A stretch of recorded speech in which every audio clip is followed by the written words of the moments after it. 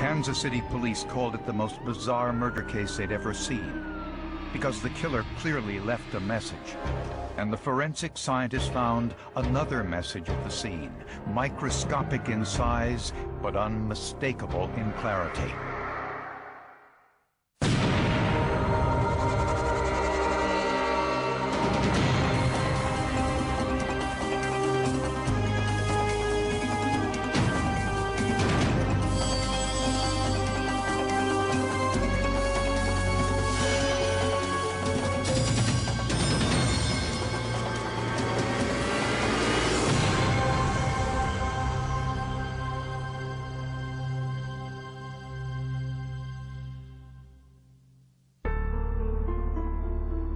One Friday afternoon in 2000, some people returning from lunch heard strange noises coming from one of the offices. The woman found her boss, Richard Armitage, on the floor behind his desk in a pool of blood. She called for his partner, Richard Buckley, to help. At this point, Armitage was still alive. He was still fighting for his life. She went to the phone, called 911. She heard some noises, the clapping sound. Mr. Buckley was attempting to revive Mr. Armitage. Armitage was rushed to the hospital and went immediately into surgery. He had swelling on the brain. Things did not look good at all. In fact, from what we were hearing from the doctors, it was just a matter of time. His kids were all there, and I leaned over his bed and I said, if you want to go, go. You know, you can go. I let him go. I let him go, which was very hard. Armitage never regained consciousness. We knew that we were going to have a homicide on our hands, and it was going to be pretty difficult to solve. The autopsy revealed Armitage had been struck 9 times in the head with a blunt object, possibly a hammer. It looked like the person who had done this was very angry at the time because of the type of wounds that he had to his skull, very deep, very open wounds. It could have been either passion, it could have been just straight out anger. We didn't know at that point. Richard Armitage was a lawyer whose practice was primarily related to organ transplantation and donation issues. Not surprisingly, his heart and other organs were donated to 3 different recipients. It was very difficult for the kids, very difficult. I think they're proud of their dad and the fact that even in his death, he still helped somebody else. So they're proud of him. He's still around. Everyone in Kansas City was shocked at the sheer brutality of the crime. It was a broad daylight attack in a busy downtown office building. And the victim was a man who seemed well-liked, well-respected, working in a very esoteric area of law, organ transplant. And the mystery was, who could have done this? Who could have slipped into this building and done this? No one working in the building saw anyone leave the office with bloody clothing. But forensic experts say the killer might not have had any blood on him. There was no guarantee that there would be blood on the assailant of any kind. If you're using a hammer, you impact that object, really the energy is dispersed away from the assailant. The person comes in and commits the beating and leaves, and there's very little evidence, if any, on that person. No one, not friends, family, or business associates, could name a potential suspect. To find a lawyer slain in his office in broad daylight was highly unusual. It was something the city had not seen before. But investigators discovered Armitage did other types of legal work besides organ transplantation law. Was it possible that something in his past may have resurfaced?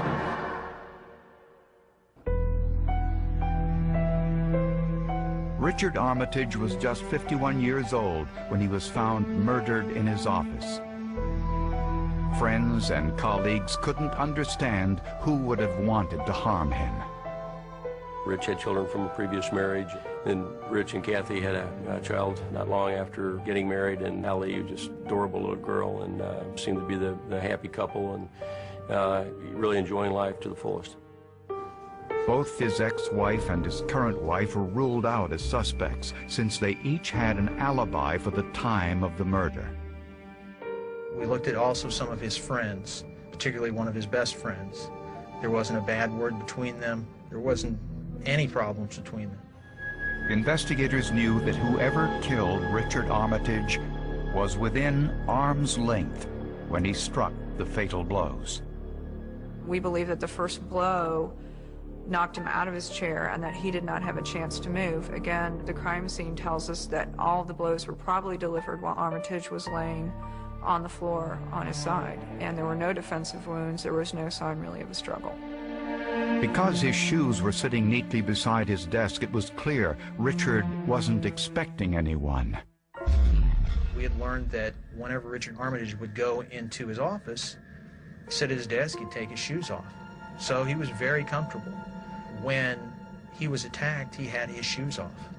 He didn't have his shoes on. He'd never moved from that desk. He'd never gone anywhere. Blood spatter patterns clearly indicated Armitage's back was turned when the attack began. He seemed like he was very comfortable at his desk, just kicked back, working on things. I think they said he was ordering perfume for his wife for Mother's Day, and then came in and was completely surprised by the attack, apparently. Detectives checked his appointment calendar. No meetings were scheduled for that day. Phone records showed that Armitage completed his last call at 2:01 p.m. His secretary and law partner found his body at 2:30. When police arrived, the blood had started to clot, which meant the murder occurred closer to 2 o'clock. He lay there for a period of time. Normal, healthy individuals who are not taking anticoagulants normally will clot or begin to clot within 3 to 15 minutes. Armitage's partner, Richard Buckley, said he was at lunch at the time, so did his secretary. And there was no one else in the office. The only three people in the law firm were Richard Buckley, Richard Armitage, and the secretary. They were the only office on this floor. This was a very big floor. The rest of the floor was vacant. They really didn't know if it had been someone who had just come in off the street, if it was a matter of a former disgruntled client, if it was someone from his personal life. In addition to his organ donation clients, Armitage did collection work. Collection work has kind of a seedy reputation sometimes, but he was doing collection work for like dentists and doctors, and I think some apartment complexes. When debts weren't paid, Armitage would send the necessary legal documents to the people who owed his clients money. Those tactics sometimes made people angry. We came up with one name, one person who was particularly, I guess, pretty volatile on the phone, pretty angry on the phone with him, had even threatened him a couple of times. Office records identified the man as Lou Campbell. We got to looking into him. We did find out where he was. We then performed a search warrant at his house, in which we found a bloody shirt, and then we found some bloody pants, and we thought, well, this might be our person. The clothing was sent for DNA testing, but the blood belonged to Campbell and not Richard Armitage. That didn't necessarily exclude him as a suspect. It would not be outside of the realm of possibilities that there was no blood on the attacker, and that comes back to the physics involved when you're impacting a bloody object. If you're using a hammer, you impact that object, really the energy is dispersed away from the assailants. When investigators looked at security camera videotapes to see if Lou Campbell had entered Armitage's office building on the day of the murder, they found a big surprise.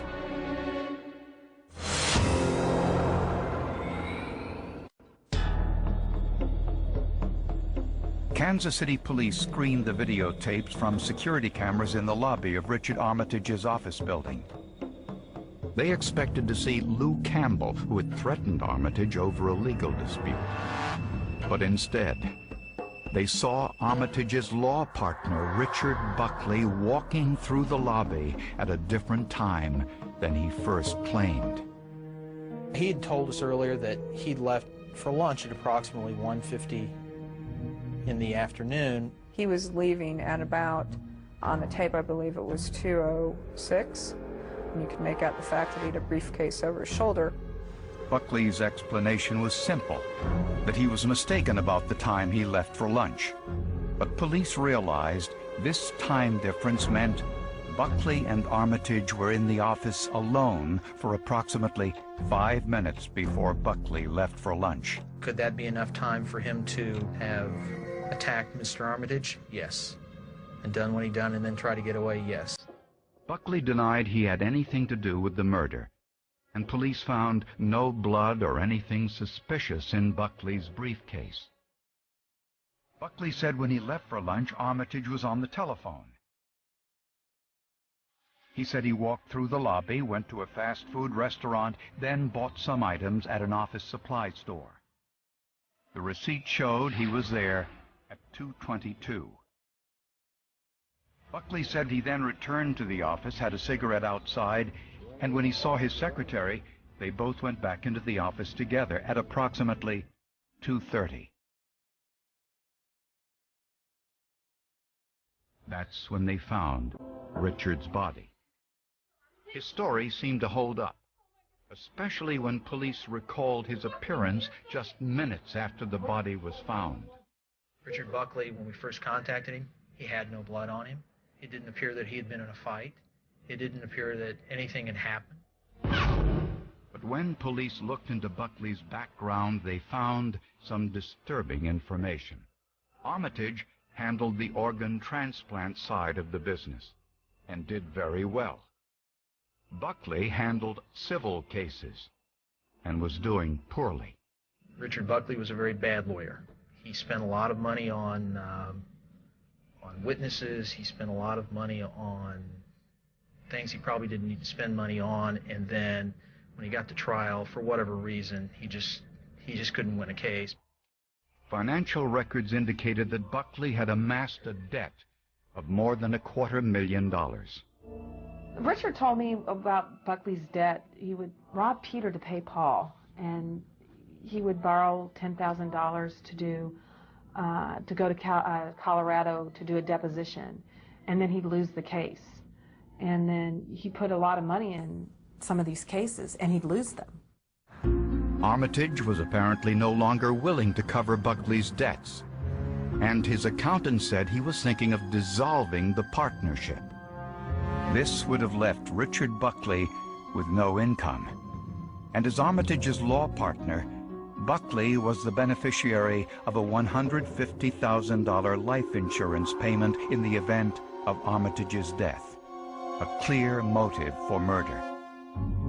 So despite the fact that Buckley's clothing looked clean, investigators sent his shirt, jeans, and sneakers to the forensic lab for testing. And almost immediately, forensic analysts saw something nearly invisible to the naked eye. I was very surprised when I pulled out the shirt. That was the first thing that I pulled out to look at. And I knew immediately that this was high-velocity blood spatter. There wasn't very much there, though I could see it very clearly. This kind of high-velocity spatter can only be created when the person wearing the clothes is in close proximity to a blood source being struck with a great deal of force. These small blood droplets are actually embedded between the fibers, indicating that they've been forcibly driven in, as opposed to a light transfer of blood, which will only be visible on the tops of the fiber bundles. Altogether, there were 61 specks of blood on Buckley's clothing, each no bigger than a pinpoint. DNA testing proved the blood was Richard Armitage's. When confronted with this evidence, Buckley claimed he got the blood on his clothes when he tried to revive Armitage, specifically when he clapped his hands to see if Armitage was conscious. Was this a plausible explanation? Forensic experts were ready to put it to the test. Richard Buckley denied killing his law partner, Richard Armitage, despite the fact his partner's blood was found on his clothing. Buckley said the blood spatter got onto his clothes when he tried to determine if Armitage was conscious. The defense came up with the possibility that clapping would cause this fine mist or spatter, that if he had gotten his hands bloody with Armitage's blood and then was clapping, that would have caused it. To see if this was possible, forensic experts conducted an experiment. First, an individual simulating Richard Buckley got down into a kneeling position as he would have been over Armitage's body. Instead of blood, they used strings to show where the blood on Buckley's hands would have gone had he clapped them. And we would follow the path of these strings to see what areas were exposed, could possibly have received blood, and compare that to what areas did actually have blood. Almost immediately, the experiment showed that any blood on Buckley's hands would not create blood spatter on his clothing in the places where it was later found. As you can see, in a kneeling position, with his legs behind him, it would have been impossible for the blood on his hands to have gotten onto his shoes. Even in a squatting position, it wouldn't have been possible. There were small spatters of blood that were within the side crevices, recessed areas of the athletic shoes, that someone clapping, unless they've got their hands right down on the floor, it just didn't make any sense. And in the opinion of all the forensic experts, had Buckley clapped his hands, it would not have created blood spatter on the back of his shirt. It's not going to happen any other time. It's not going to happen when he pulls him out from the desk. It's not going to happen when he's trying to give him CPR. It's not going to happen when he's clapping his hands. It's not going to happen. It's going to happen when he's there. Only an object dripping in blood and swung over your shoulder would produce spatter like this on the back of his shirt in a downward direction. Now we know why what he's telling us is not adding up. So now we know that he's giving us a story. He's giving us a very good story. He's thought about this. But now we know that there are holes in his story. We know why there's holes in his story. That was our big breakthrough then. Based on the forensic evidence, prosecutors believe Buckley planned to kill Richard Armitage when he learned Armitage planned to dissolve their partnership. I'll be leaving in a minute. Okay. They believe Buckley brought the weapon to work, hidden in his briefcase.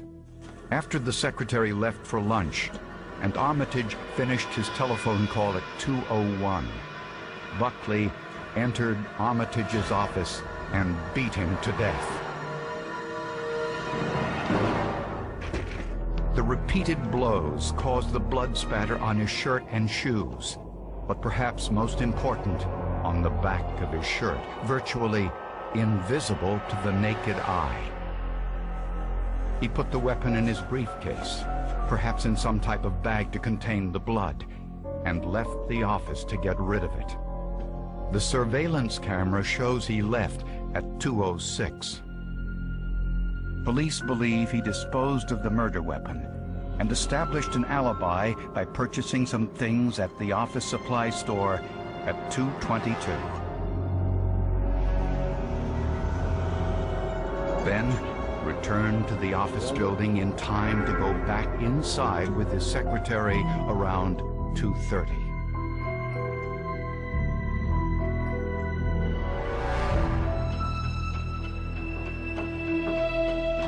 Mr. Armitage?